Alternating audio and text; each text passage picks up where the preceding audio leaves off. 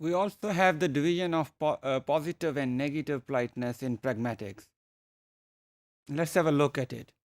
Positive politeness probably would look into some common goal when a requester tries to appeal to some common goal, friendship, or some previous relationship, or some area of common area of interest when he wants somebody to do something.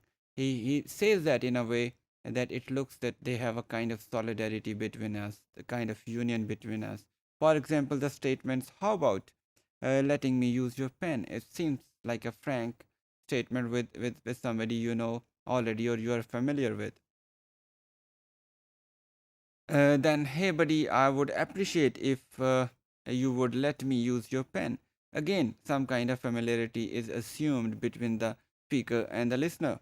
The expressions do represent a great risk of refusal also because they are slightly more direct as compared to other statements.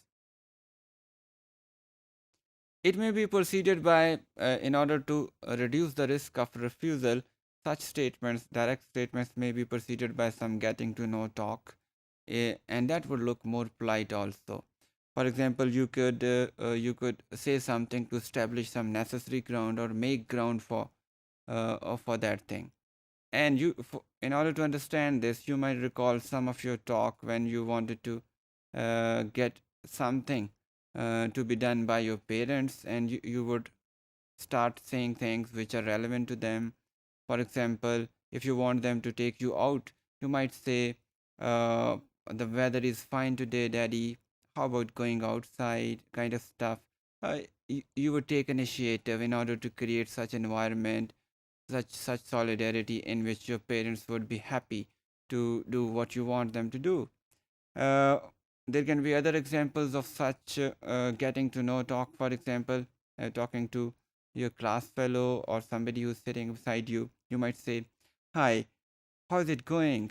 And the other person might ask, okay, if I sit here, if you say, if is that fine? That if you sit beside somebody, another person probably would say, uh, fine, okay, you could sit, and you might say then, we must be interested in the same crazy stuff. Crazy stuff. That means that we want to do the same thing. You take a lot of notes too. Say, do me a big favor and let me use one of your pens. So you develop a kind of rapport with the listener, and then you go on and say what you want from him. Moreover, a positive politeness is a strategy used when the speaker is at least familiar with the listener. It cannot be used with the people you are not familiar with. In those situations, it would look probably impolite to say such things. It recognizes the person's status while also acknowledging the familiarity. For example, a speaker who has forgotten his wallet might ask his co-worker or colleague to lend him some money. So for this kind of thing, you would need a positive politeness strategy. However, in most English speaking, especially in native English speaking context, it would be the negative politeness strategy, where less familiarity would also work, is used. So negative politeness strategy usually begin with a question form where you say, "Can I use your pen? Could I ask you to give me your pen?" A kind of stuff. You begin with a question statement so that it looks more polite and socially acceptable. A typical form used in question and containing a modal verb. For example, could you lend me your pen? I'm sorry to bother you, but I ask you for a pen. It also contains expressions of apology, which can be repeatedly heard in extended talk. I'm sorry to interrupt. I'm sorry. I know you were busy. I'm sorry. I know I'm taking a lot of your time.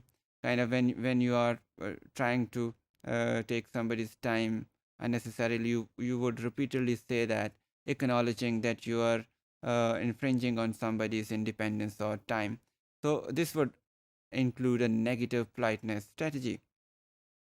Might I ask something? If you got some time, kind of statements would also work. Negative politeness is also used when speakers know they are impinging on a person's time, and they want to show respect and acknowledge that they are actually taking away somebody's time without returning something. So, in such situations, negative politeness strategy would work more. A typical situation of this kind can be when you stop somebody in the street in order to ask about a certain way, or about a certain information. In such situation, it would be the negative politeness strategy which would work. For example, uh, you, you might say, "Can I stop you for a while, or can I ask you something if you don't mind?" The other person would might say, "Okay, go on."